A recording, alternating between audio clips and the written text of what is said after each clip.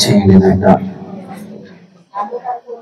ఈ సన్నిధి మాకు కావాలి అని అడగండి. మా మధ్యలో వాక్య నిమిత్తం కొరకై ప్రేమ కుమార్ ప్రార్థన చేస్తారు. కృపాసక్తి సంపూర్ణ దైవ దేవ ప్రేమూర్తి ఈ బంగారు పాలన కొన్నాళ్ళు స్వామి తండ్రి నైనా ప్రభావ మా అందరినీ తండ్రి నా తండ్రి కొండక్క కుటుంబంలో చేరి మీరు ఈ రీతిగా ఆరాధించబట్టుకు ఇష్టపడిన దేవుడికి స్తోత్రాలయా తండ్రి యొక్క దేవ ఘనమైన శ్రేష్టమైన తండ్రి నైనా మీ దాసుని తండ్రి నైనా మీ ఆత్మ చేత నింపండి అయినా తండ్రి మీ ఆత్మలో మీ దాసుని చేరి ఇచ్చిన సంఘానికి ఈ మాటలైతే మాట్లాడాలో తండ్రి నైనా ఈ కుటుంబం ఏ నిమిత్తమైతే ఈ నైనా స్తుతి కోరికను ఏర్పరచుకున్నారో స్వామి వారిని తండ్రి వారితో మీరు మాట్లాడండి, చేరి వచ్చిన సంఘంతో మీరు మాట్లాడండి స్వామి. అయినా తండ్రి ప్రభా ఈ కుటుంబానికి చేరి వచ్చిన సంఘానికి ఆత్మీయమైన ఆహారం ఏదైతే అందించవలసినారో మీ దాసుల ద్వారా ప్రభా ప్రతి ఒక్కరిని తండ్రి నాయన ఆత్మ సంబంధంగా తృప్తిపరిచి కలిసి పంపించమని తండ్రి ఇంకా రావాల్సిన తొట్టుగా నడిపించండి స్వామి. వాక్యంలోకి నైనా మీ దాసులు వెళ్తుండగా ప్రభా మీ ఆత్మ చేత నింపండి, మీరు తోడుగా ఉండమని కృప చూడమని నైనా రావాల్సిన బట్టి కూడా మీరు తోడు ఉండమని యేసుక్రీస్తు వారి నామములో మీరు వచ్చినారు తండ్రి. ఆమేన్.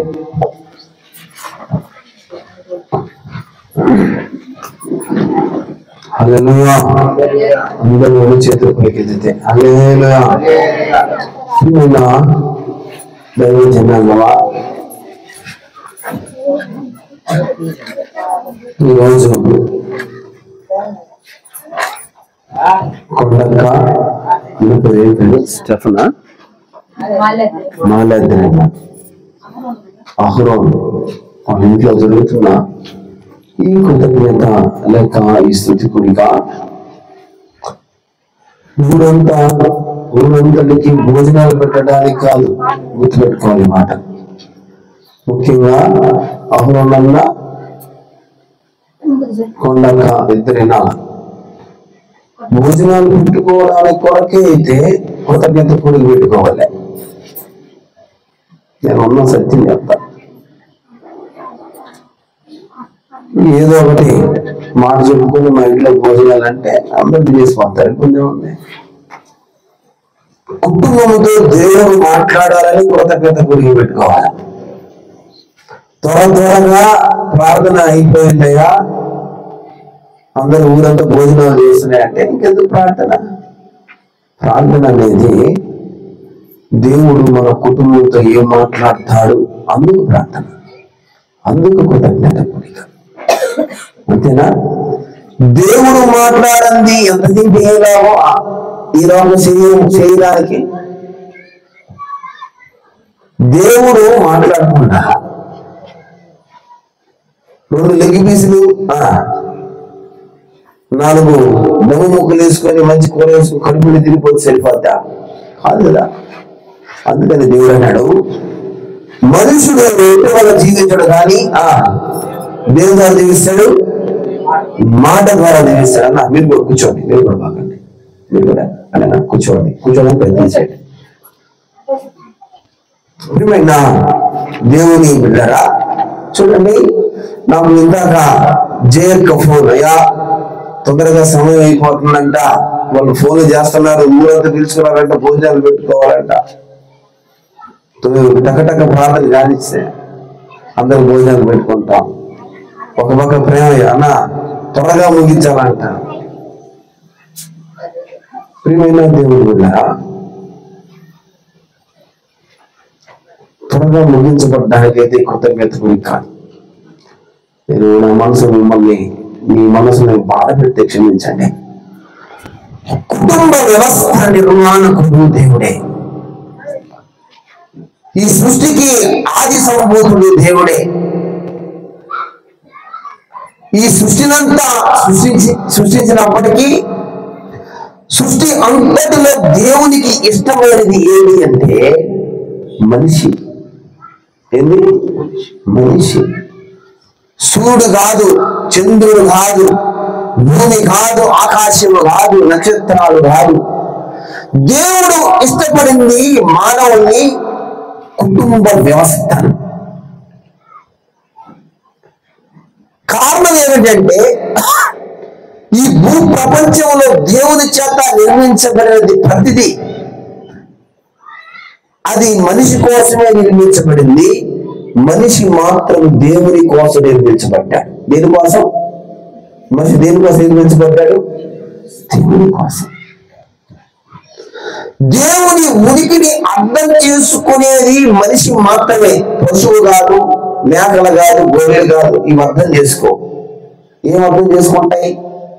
మనిషి మాత్రమే దేవుని మనసును అర్థం చేసుకుంటాడు. దేవుణ్ణి ఆరాధించేది మనిషి మాత్రమే. దేవుని ఉనికిని తెలుసుకునేది మనిషి మాత్రమే.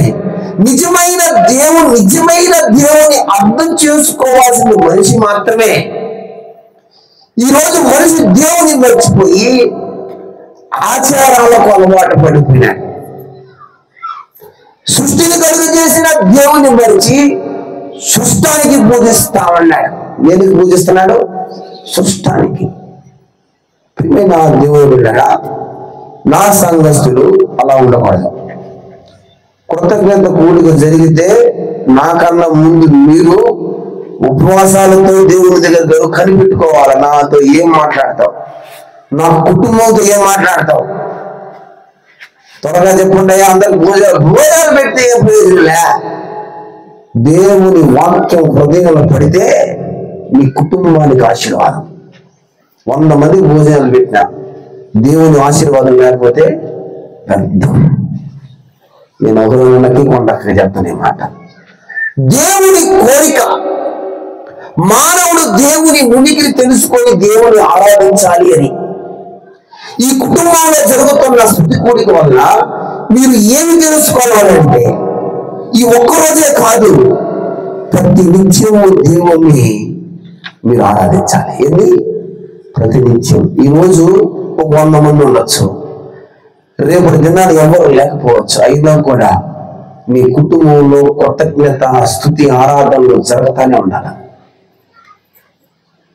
ప్రియమైన దేవుని బిడ్డలారా, కొలస్సీ రాసిన పత్రిక 3వ అధ్యాయం 23వ వచనం ఒకసారి చదవండి. కొలస్సీ రాసిన పత్రిక 3వ అధ్యాయం 23వ వచనం. ప్రభువు వలన స్వాస్థ్యమును ప్రతిఫలముగా పొందుదమని ఎరుగుదురు. కొలస్సీ 3:23 అయ్యా చదువు. ప్రభువు వలన స్వాస్థ్యమును ప్రతిఫలముగా పొందుదమని ఎరుగుదురు. కనుక మీరు ఏమి చేసినను అది మనుషుల నిమిత్తము కాక, మీరు ఏమి చేసినను, నోట్ దిస్ పాయింట్ ఎవరన్నారు, మీరు ఏమి చేసినను మనుషుల నిమిత్తము కాక ప్రభువు నిమిత్తమని మనస్ఫూర్తిగా చేయుడి. మీరు దేనికోసం చేస్తారు ఈ కూడిక? మనుషుల కోసం కాదు, తల్లిదండ్రులకి అన్నం పెట్టడం కోసం కాదు, దేవుడి కోసం. మీరు ఏ పని చేసినా దేవుడి కోసమే చేయాలా. మంచినీళ్ళు తాగినా దేవుడి కోసమే తాగాల, పాలు తాగిన దేవుడి కోసమే తాగాల, అన్నం తిన్నా దేవుడి కోసమే తినాలా, తినకపోయినా ఆయన కోసమే. ఏ పని చేసి మీరు ఏ పని చేసినా దేవుని మహిమ కొరకే చేయండి. What ever you do it for the glory of God. మీరు ఏ పని చేసినా దేవుని కోసమే చేయాల. దేవుని మహిమపరచడం అంటే దేవుని ఇష్టము నీ ఇష్టం అవడం అర్థం. ఏంటి? దేవుని కోసం చేయడం అంటే దేవుని ఇష్టం నీ ఇష్టం. ఆయన ఉద్దేశాలు నీ ఉద్దేశాలుగా, నీ ఆశయాలుగా, ఆయన నిర్ణయం నీ ఆశయాలుగా, ఆయన్ని సంతోష పెట్టే విధంగా మనం ఉండాలి. ప్రియమైన దేవుని బిడ్డగా ప్రభు చిత్త ప్రకారమే చెయ్యాలి ఏమి చేసినా. అందుకనే యేసుక్రీస్తు వారి తల్లి గారు ఒక మాట అన్నారు కానా విందులో. ఏమన్నారు? ఆయన చెప్పినట్టే, ఆయన ఏది చెప్తాడో అది చేయాలి. అందుకని అన్నాడు ఆయన, నా ముందు మీరును మీ ముందు నా మాటలు నిలవాలా. మాట నిలవాలి. ఆయన మాట, ఆయన ఏం మాట్లాడతాడో ఈ కుటుంబం గ్రహించాలా. ప్రియమైన దేవుని బిడ్డ, ఆయన మాట వింటే కుటుంబంలో అద్భుతాలు జరుగుతాయి. ఆయన మాట వింటే ఆ రోజు ఎర్ర సముద్రం చీలింది. ఆయన మాట వింటే ఎరుకో గోడలు కూలిపోయినాయి. ఆయన మాట వింటే సరేపద్దు వెధవరాలు కొన్ని సంవత్సరాలు పోషింపబడింది. ఆయన మాట వింటే కానా విందులో అద్భుత ఆశ్చర్య కార్యాలు జరిగినాయి. ఆయన మాట విని లోతుకు బోర్లు వేస్తే చేపలు పిగిలిపోయినాయి. ఆయన మాట వింటే ఇదిగో లాజరు బయటకు వచ్చినాడు. ఆయన మాట వింటే గుడ్డివారు, కుంటివారు, మూగవారు స్వస్థపరచబడినారు. కుటుంబానికి కావలసింది ఏం తెలుసా? ఆయన మాట. ఏంది మాట? దేవుని బిడ్డలారా, రోమీయులకు రాసిన పత్రిక 10వ అధ్యాయం 17వ వచనంలో దేవుడు ఒక మాట మాట్లాడుతున్నాడు. చదవండి. అమ్మా, వినుట వలన విశ్వాసము కలుగును. అమ్మా అమ్మా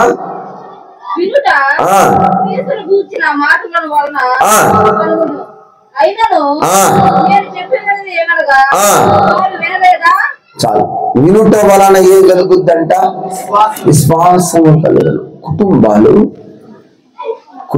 ఇక్కడ కూర్చున్న కుటుంబాలు, ముఖ్యంగా అహరోనన్న కొండక్క, దేవుడు చెప్తున్నాడు కుటుంబాలు దేవుని మాట వినాలి. దేవుని మాట వినేవాడు దేవునిలో నిలిచి ఉంటాడు. దేవునిలో నిలిచి ఉండేవాడు దేవుని ప్రేమ కుటుంబంలో ఉంటది. ఏముంటది కుటుంబంలో? 3 విషయాలు చెప్పారు. కుటుంబాలు దేవుని మాట వినాలి. దేవుని మాట వినే కుటుంబాలు దేవునిలో నిలిచి ఉంటాయి, స్థిరంగా ఉంటాయి. అని చెప్పు చదరం. దేవునిలో స్థిరముగా ఉన్న కుటుంబాలు దేవుని ప్రేమను కలిగి ఉంటాయి. ఏముంటాయి? దేవుని ప్రేమ. నాడు కుటుంబంలో దేవుని ప్రేమ లేదు. క్రైస్తవ కుటుంబాల్లోనే ప్రేమలు చల్లారిపోయినాయి. పగ, కలహములు కుటుంబాల్లో ఉన్నాయి. అందుకని చూడండి, సొలొమోను రాసిన సామెతలు 10వ అధ్యాయం 12వ వచనంలో దేవుడు మాట్లాడుతున్నాడు.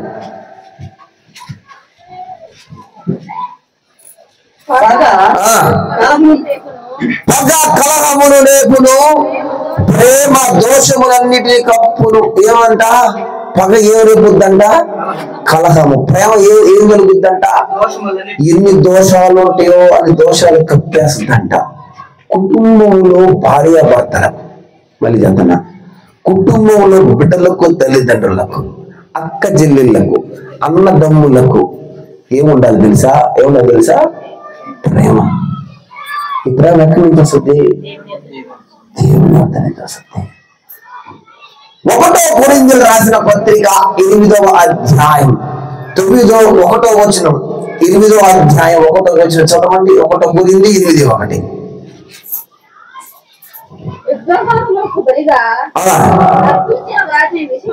విగ్రహాలకు 1 కొరింథీ 8:1. చదువునా?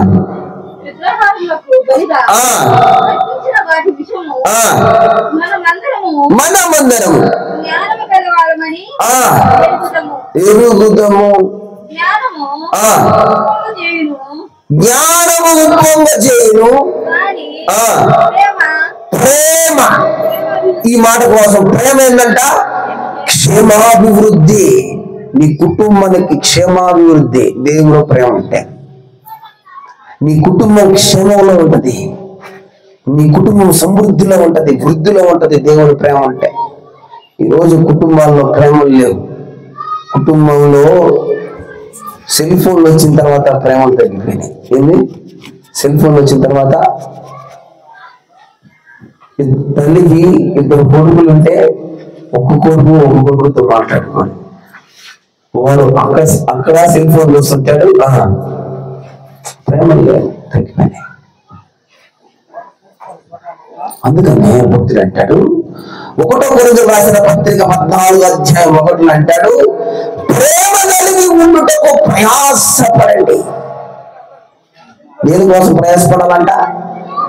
ఏ ప్రేమ కోసం? దేవుని ప్రేమ పొందడానికంట ప్రయాసపడాలట. ప్రియమైన దేవుని జనాంగమ, కుటుంబంలో రెండవదిగా క్రీస్తు మనసు ధరించుకుని ఉండాలి. ఏం మనసు? ఏంది క్రీస్తు మనసు అంటే? ఫిలిప్పులు రాసిన పత్రిక 1వ అధ్యాయం 27వ వచనంలో ఈ మాట రాసిన చదవండి. అపోస్తలుడు పౌలు ఫిలిప్పులు రాసిన పత్రిక 1వ అధ్యాయం 27వ వచనం. మిమ్ము చూచినను రాకపోయినను మీరు ఏ విషయములోను ఎదిరించు వారికి బెదరక అందరూ ఏక మనస్సు కలిగి ఉండాలి. ఏంటంట? కుటుంబంలో గాని సంఘములో గాని ఇదిగో ఈ సంఘ వ్యవస్థలో గాని అందరూ దేవుని బిడ్డలు ఏ మనసు కలిగి ఉండాలంట? ఏక మనసు. ఏక మనసుతో ఉంటేనే ఏ కార్యాలైనా ముందుకు సకాలం. అందుకని అంటాడు, క్రీస్తుకు కలిగిన మనసు మీరు కలిగి ఉండండి, ఆత్మానుసారమైన మనసు మీరు కలిగి ఉండండి. బైబిల్లో కొన్ని గుహాలు ఉన్నాయి, అద్భుతమైన గుహాలు. ఒక 3 పరిచయం చేసి నేను ముగిచ్చేస్తా. 9 గంటలకల్లా భోజనం కరెక్ట్ గా ఉంటాయి, ఇబ్బంది లేదు. చూడండి, దేవుని గృహాలు 1వ కొరింథీయులకు రాసిన పత్రిక 3వ అధ్యాయం 9వ వచనంలో దేవుని గృహాలు గురించి రాయబడింది. చదవండి. ఏం గృహాలు అంటే ఈ గృహాలు? దేవుని జత పనివారమై ఉన్నాము, దేవుని గృహములై ఉన్నారు. మీరు ఏ గృహమై ఉన్నారు? దేవుని గృహం. రెండవదిగా విశ్వాస గృహాలు. గలాతీయులకు రాసిన పత్రిక 6వ అధ్యాయం 9-10లో రాయబడి ఉంటది. ఏంటంట? ఇవి విశ్వాస గృహాలు. చదవద్దులేండి, టైం లేదు. దేవుని జనాంగమా, బైబిల్లో అబ్రహాము గృహము దేవుని మాటకు లోబడిందట. ఏంటంట? దేవుని మాటకు లోబడిందట. ఏ కుటుంబం అయితే దేవుని మాటకు లోబడద్దో ఆ కుటుంబాన్ని దేవుడు దీవిస్తాడు. ఏ కుటుంబం అయితే దేవుని మాటకు లోబే అవుతుందో, దేవుని మాటకు విధేయత చూపిస్తుందో ఆ కుటుంబాన్ని దేవుడు దీవిస్తాడు. ఈ కుటుంబానికి కొన్ని ప్రత్యేకమైన గుణ లక్షణాలు ఉన్నాయి. నేను సాయంత్రం ఏం చెప్పాలా ఈ కుటుంబంతో అని ధ్యానం చేస్తుంటే దేవుడు నాతో మాట్లాడాడు. ఈ కుటుంబం అంట దేవుని కోసం బలిపీఠం కట్టిందట. ఏం కట్టిందట? చదవండి. ఆదికాండం 12వ అధ్యాయం 7-8 వరకు చదవండి. ఆదికాండం. యెహోవా అబ్రహామునకు ప్రత్యక్షమై నీ సంతానమునకు ఈ దేశం ఇచ్చదని చెప్పగా అతడు తనకు ప్రత్యక్షమైన యెహోవాకు ఏం కట్టాడంట? అమ్మా, మీ గృహాల్లో కూడా అహురనన్న మీ గృహంలో కూడా బలిపీఠాలు కట్టాల. ప్రార్థనని బలిపీఠాలు ఉన్నాయో లేవో నాకు తెలీదు. ఒకవేళ పడిపోయి ఉంటే తిరిగి కట్టాడా? ఒకవేళ కట్టిన వాటి మీద సరిగా నువ్వు ప్రార్థన చేయకుండా ఉంటే దాన్ని నువ్వు మళ్ళీ మార్చుకోవాలా. అబ్రహాము తనకు కనపడిన దేవుడికి ఏం కట్టాడట? కట్టాడు. అంతేకాదు, ఈ కుటుంబంలో 17వ అధ్యాయంలో 1 నుంచి చదివితే ఈ కుటుంబం నిబంధన కలిగిన కుటుంబం.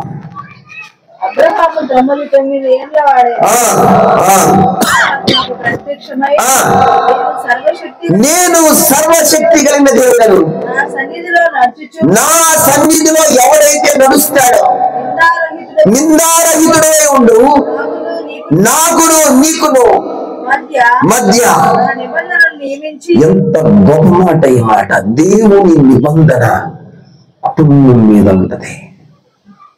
దేవుని యొక్క వాగ్దానాలు కుటుంబంలో ఉంటాయి. దేవునికి బలిపీఠం కట్టినంత మాత్రాన దేవుడు ఊరకూడలా.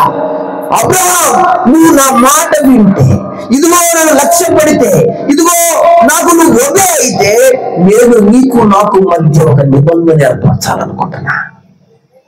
మనుషుడు కాదు నిబంధన వేసేది, దేవుడు నిబంధన వేయాలనుకుంటున్నాడు. ఇది ఎంత గొప్ప కుటుంబం అంటే దేవునికే ఆతిథ్యం ఇచ్చిన కుటుంబంలో కనిపిస్తామండి. ఇది ఎంత గొప్ప కుటుంబం అంటే దేవునికి దానబలి అర్పించిన కుటుంబంగా కనిపిస్తా ఉంది. ఈ కుటుంబము దేవుని చేత, దేవుని కొరకు ఆశీర్వదింపబడిన కుటుంబంగా కనిపిస్తా ఉంది. ఈ కృతజ్ఞత కూడి పెట్టుకున్న కుటుంబంతో దేవుడు మాట్లాడుతున్నాడు. నేను నీతో నిబంధన చేయాలంటే నువ్వు నాకు బలిపీఠాలు కట్టాలా, నువ్వు నాకు ఆతిథ్యం ఇయ్యాలా, నువ్వు దహన బలులు నైవేద్య పనులు అర్పించాలా, నేను నిన్ను ఆశీర్వదిస్తా. నా దేవుని జనాంగమా, బైబిల్లో మరొక గృహం ఉంది, ఉభయదేదు గృహం. చూడండి, 1వ దినవృత్తాంతములు 13వ అధ్యాయం 14వ వచనంలో ఈ మాట రాస్తున్నాడు. 1వ దినవృత్తాంతములు 13:14 చదవాలి త్వరగా. దేవుని మందసం, అమ్మా, ఒబేదేదేము ఇంటిలో అతని కుటుంబం అమ్మా ఎన్ని నెలలు ఉందంటయ్యా? ఎన్ని నెలలు ఉందంట దేవుని మనసు? 3 నెలలు ఉన్నట్ట. ఒబేదేదేము అతని సొంతంతటిని ఆశీర్వదిస్తూ వచ్చాడట. ఎంత గొప్ప మాట ఈ మాట. కుటుంబంలో దేవుని మందసాన్ని పెట్టుకోవాలన్నట. తన ఇంటిని, తన దానంతటిని ఆశీర్వదిస్తూ వచ్చాడట. దేవుని జనాంగమా, జాగ్రత్తగా ఉండాలా. దేవుని మందసాన్ని ఇంట్లో తెచ్చిపెట్టుకుంటే సరిపోదండోయ్.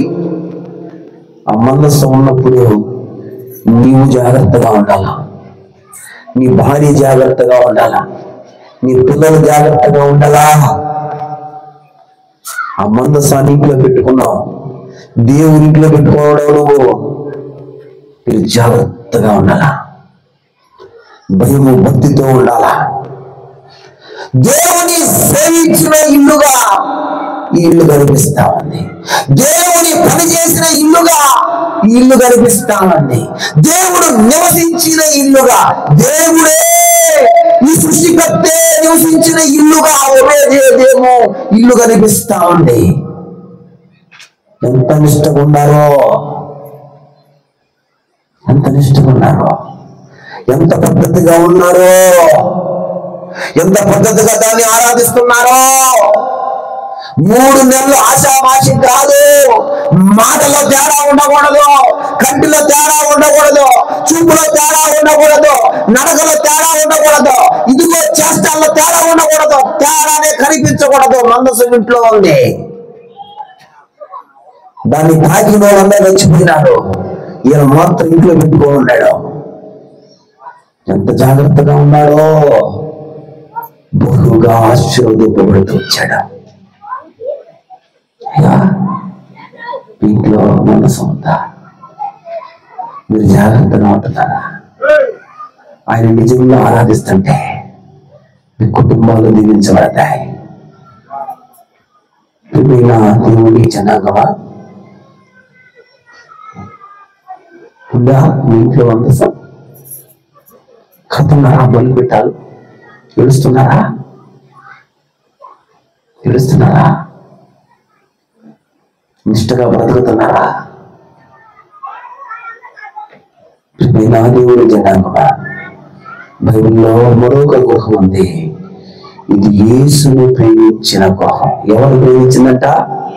యేసుని ప్రేమించిన గృహం, యేసుని చేర్చుకున్న గృహం, యేసు బోధల ప్రకారం నడిచిన గృహం. యోహాను సువార్త 11వ అధ్యాయం 5వ వచనంలో ఈ మాట రాస్తున్నారు, చదవండి. యోహాను 11:5. యేసు మార్తను సహోదరిని లాజరును ప్రేమించెను. అతడు రోగి అయి ఉన్నాడని యేసు విన్నప్పుడు ఇంకా 2 దినములు నిలిచాను. చాలమ్మా, 35 చదవండి ఒకసారి. యేసు కన్నీరు విడిచెను. యూదులు అతనిని ఎలాగూ ప్రేమించెనో చూడుడని చెప్పుకున్నారు. ఇక్కడ ఒక మాట నాకు అనిపిస్తా ఉంది. వాళ్ళ కుటుంబీకులు కన్నీళ్ళు విడిస్తే తేడాలి. అతను ఉన్నాడు కదా, కొన్ని రోజులు వాళ్ళతో ఉన్నాడు, సొంత రక్త సంబంధి చనిపోయాడయ్యా అని వార్త అందింది. అయినా కూడా కదల్లా, ఆయన పనులు ఆయన ఉన్నాడు. దేవుడు వచ్చంట అక్కడ నిలబడి ఏడ్చాడట. ఏడిస్తే జనాలు అనుకున్నారంట, ఏమనుకున్నారంటమ్మా, ఈయన ఆయన ఎంతగా ప్రేమించాడో చూడు. వారిలో కొందరు 35 అతనిని ఎలాగూ ప్రేమించెనో దేవుని చేత ప్రేమించబడే వారుగా కుటుంబాలు ఉండాల. మీ పాడి మీరు చెప్పుకుంటూ సరిపోతున్నాడు, ఏసయ్యని ప్రేమిస్తున్నాడని. ఏసయ్య మిమ్మల్ని ప్రేమిస్తున్నాడా?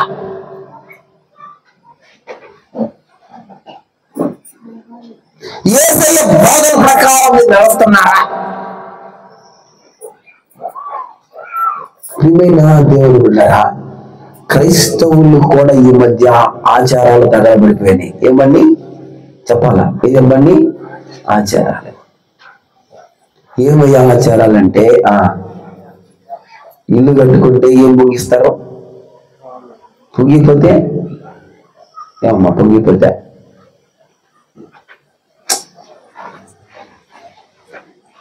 దేవుడు ఇంట్లో పాలు కాదు పొంగించాల్సింది, ప్రార్థన పొంగాల. ఏం పొంగాల?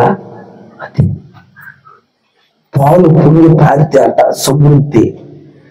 అనేక ఇల్లు చూసిన పొంగి పారిపోయిన ఇల్లు నాశనం అయిపోయి ఉన్నాయి. ప్రార్థన, బలిపీఠాలు, ఏడుపు, కన్నీరు, ఇదిగో ఆయన యొక్క బోధలు వింటూ ఆయన ప్రకారం నడుస్తున్న కుటుంబాలు పొంగకపోయినా పర్వాలే, క్షేమంలో సమృద్ధిలో ఉన్నాయి. కుటుంబంలో దేవుని పెట్టుకోవాలా, హృదయంలో దేవుని పెట్టుకోవాలమ్మా. చాలా సంతోషం. కొండక్క దేవుని నమ్ముకుందే, గుణవతిరాలైన భార్య దొరుకుట అరుదు, అతిథి ముత్యముల కంటే శ్రేష్టం. అహోరాలకు ముత్యం దొరికింది. ఎవరో?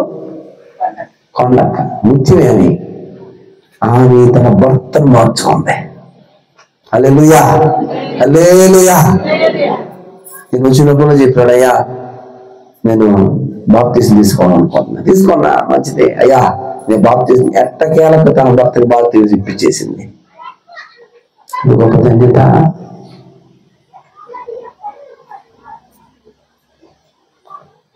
నేను ఈ కుటుంబంతో ఒకటే మాట చేస్తానా, బ్రతికిన నాలుగు క్రీస్తు కోసం బ్రతకండి, బ్రతికిన నాలుగు యేసే కోసం బ్రతకండి. మీలో క్రీస్తు కనిపించాలి. హల్లెలూయా. ఈ గ్రామాల అంతటికి మీరు తిరుగుతున్నా, మీరు మాట్లాడుతున్నా, మీరు పని చేస్తున్నా, ఎవరు కనిపించాలా? జీసస్, యేసు కనిపించాలా? బైబిల్ పట్టుకొని వస్తే సరిపోదు. నీ హృదయంలో బైబిల్ ఉండాలి, వాక్యం ఉండాలి. ఏమన్నా దేవుడిచ్చినాగా చూడండి, ఒక మాట చెప్పి ముగించేస్తా, టైం అయిపోయింది. ఒక ఊరిలో భక్తి కలిగిన కుటుంబం ఉంది.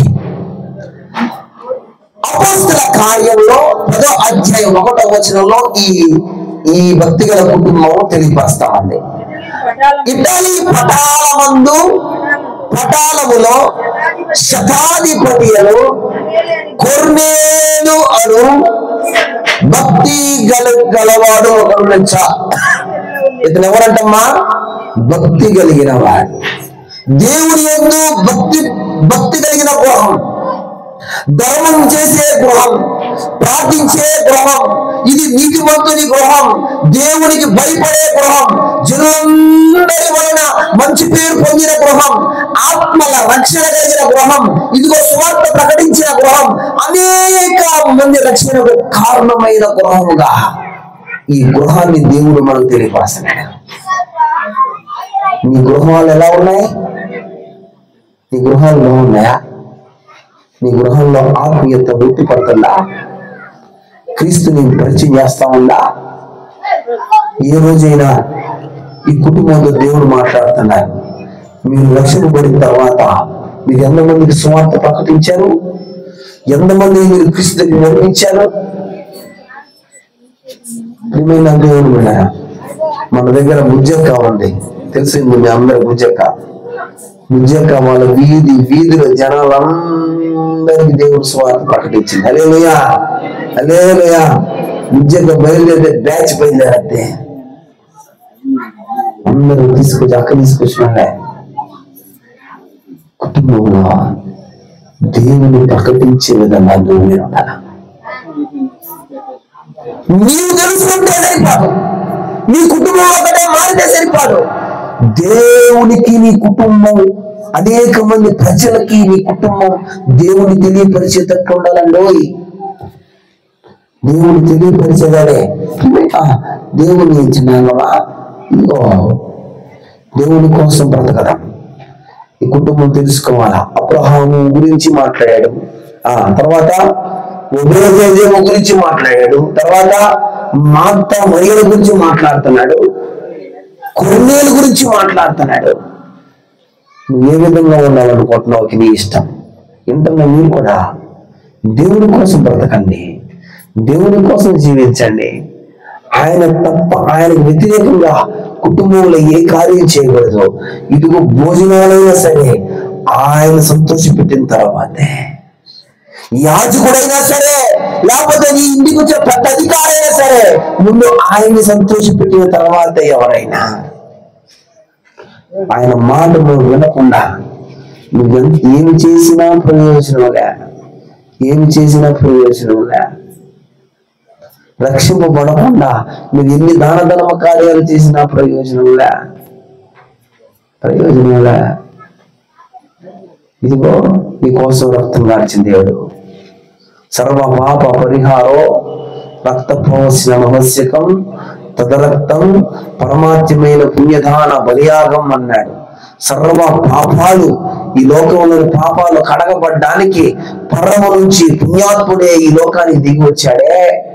నువ్వు అట్టి దేవుని తెలుసుకున్నావు, నువ్వెంత ధన్యుడివి, నీ కుటుంబం ఎంత ధన్యులమ్మా.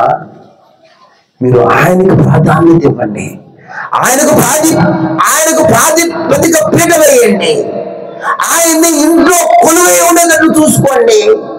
ఆయన ఇంట్లోంచి వెళ్ళిపోయేటట్లు మన క్రియలు ఉన్నవి కూడా ఇదిగో కాపాడుకోండి మీ వ్యక్తిగత జీవితాన్ని. ఆయన వన్స్ బయటికి పోతే మళ్ళీ తీసుకొచ్చుకోవడం మహా కష్టం అమ్మా.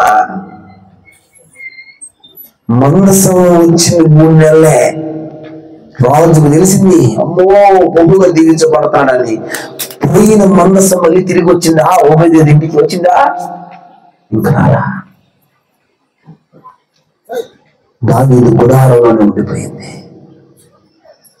అది ఉన్నంత వరకే నీ కుటుంబానికి క్షేమం, అది ఉన్నంత వరకే నీ కుటుంబానికి ధన్యత. దేవుని వెళ్ళరా. అందుకని అబ్రహాము గారికి కానా చూపించి అన్నాడు, ఇదిగో పాలు, ఇదిగో తేనె ప్రవహించిన దేశం కనపడతా ఉంది, గో హ్యాపీగా ఎంజాయ్ చేయంటే అవుద్దు. నాకు ఈ లోకంలో ఎంజాయ్ అవసరంలే, పరలోకంలో ఉంది నాకు. దేవుడు అక్కడ పరమకాలంలో నాకు పెద్ద ఇల్లు నిర్మిస్తాడు, దానికోసం ఎదురు చూస్తున్నా. నిరీక్షణ కలిగి ఉండండి. ఎవరు ఎన్నో చెప్తా ఉంటారు, అన్ని వినబాకండి. నీకు దేవునికి ఉన్న సంబంధాన్ని తెంచి వేసుకోవద్దు. దేవునితో ఉండు, దేవునితో బ్రతుకు, దేవుని కోసం జీవించు, దేవుని మాట విను, దేవుడికి బలిపీఠాలు కట్టు, దేవుడిని ఆరాధించు, ఆయన పాదాల దగ్గర సాష్టాంగపడు, ఆయన చెప్పింది చేయి, ఆయన చెప్పకుండా ఏమీ చేయొద్దు. నీ ఉద్దేశాలు నీ నిర్ణయాలు నెరవేర్చుకోవడానికి ప్రయత్నం చేయొద్దు. ఆయన ఉద్దేశాలు ఆయన చిత్తాలు వీళ్ళు నెరవేర్చుకోవడానికి ప్రయత్నం చేయి.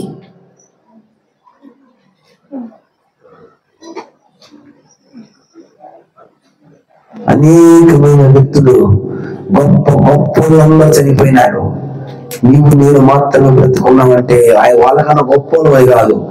మనం ఇంకా సరి చేసుకోవాల్సింది చాలా ఉంది. మనం ఇంకా ఆయన ఆరాధించాల్సింది చాలా ఉంది. ఇంకా మనం ఆయన దగ్గర పొందుకోవాల్సింది చాలా ఉందమ్మా. దానికోసం పోరాడండి. నీ కుటుంబంలో ఇంకా ఎంతమంది రక్షింపబడలా, నీ బంధువులు ఎంతమంది రక్షింపబడలా, బయలుదేరండి. నీ కుటుంబాన్ని, నీ బిడ్డలని, నీ అల్లుల్ని మార్చుకోండి, నీ కుమార్తెను మార్చుకోండి. రాబోతున్న ఉగ్రత నుండి వాళ్ళు బయటకు తీసుకోండి. కుటుంబాల్లో దేవుడు చూస్తా ఉన్నాడు. సరి చేయబడదాం. ఆయన స్త్రీ దగ్గరికి వద్దాం. అయ్యా కళ్ళు చూసుకోండి. అయ్యా నా కుటుంబానికి ఉంచాను, నా కుటుంబంలో ఉండాలనుకుంటున్నాను, నా కుటుంబంలో బలిపీఠాలు కడతాను. ఇదిగో నా కుటుంబంలో తండ్రి ఆయన అయ్యా నీకు నీకు ప్రథమైన పీట వేస్తాను. నా కుటుంబంలో నువ్వు ఉంటే చాలు, నా బ్రతుకులో నువ్వు ఉంటే చాలు, నా జీవితంలో నువ్వు ఉంటే చాలు. తినకపోయినా నీతో బ్రతుకుతాడయ్యా. ఇదిగో ఇంకా నా కుటుంబంలో రక్షణ లేని బిడ్డలు అనేక మంది ఉన్నారు. నేను ఒక్కడే రక్షింపడితే సరిపోదు, నేను ఒక్కదాన్ని రక్షింపడితే సరిపోతాను ఆయన. అందరిని మార్చుకుంటాను ఆయన. ఈ కృతజ్ఞత కూడిక ఇదిగో మా జీవితాన్ని పురుకొల్పులోకి తీసుకురావడానికే నాయన. కృతజ్ఞత కూడిక మా బ్రతుకులు మార్చడానికి నాయన. మాకు అనేక విషయాలు తెలియపరచా. ప్రార్థన బలిపీఠాలు పడిపోయినాయి. ఉదయం ప్రార్థన చేస్తే సాయంత్రం చేయం, సాయంత్రం చేస్తే మధ్యాహ్నం చేయం. ఏదో ఆచారబద్ధంగా ప్రార్థన కాదు, దేవుడికి కావాల్సిందే హృదయపూర్వకంగా ఆయన ఆరాధించండి. తంతు కోసం కాదు కృతజ్ఞత కూడిక, ఆయన హృదయంలో ఇంకా అధికముగా చేర్చుకోవడానికే ఈ కృతజ్ఞత కూడిక. ఆయన లేకపోతే మనం ఏమైపోదుమో కదా.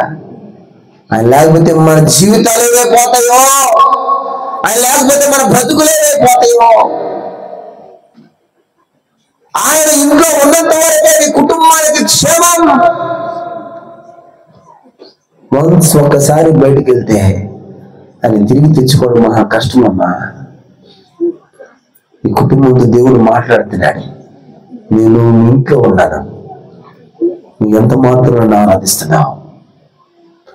నీ క్రియలు ఆయన ఆరాధించాలి, నీ మాట ఆయన ఆరాధించాలి, నీ చూపు, నీ ప్రవర్తన, నీ చేష్టాలు ఆయనకు ఆరాధనగా మారిపోవాలి. అది కదా నీ కృతజ్ఞత కూడి కంటే. నిజమైన ఆరాధన చేద్దాం, నిజంగా దేవుని స్తుతిద్దాం. మన మధ్యలో వాక్యం ఏమితో ప్రేరేపణ బిడ్డలో ఒక ప్రార్థన చేయండి, తర్వాత పండగ ఆరాధిస్తుంది.